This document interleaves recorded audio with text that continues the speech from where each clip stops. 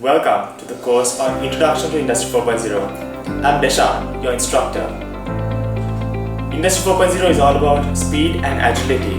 Those are the two things that will determine the future course of your business. So what's there in this course for you? First, we're going to talk about what Industry 4.0 is, and also the Industry 4.0 environment. And we'll also be talking about Industry 4.0 design principles and the implementation challenges that will come when you implement Industry 4.0 in your business. And also the role of big data and analytics in shaping Industry 4.0. Next, we're going to talk about the impact of Industry 4.0 on things like services and business models. So what's there in this course for you?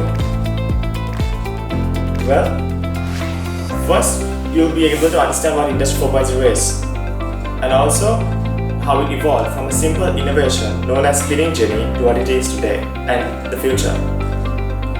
You'll also be able to understand the design principles of Industry 4.0 and how to use them in your businesses to make them Industry 4.0 ready.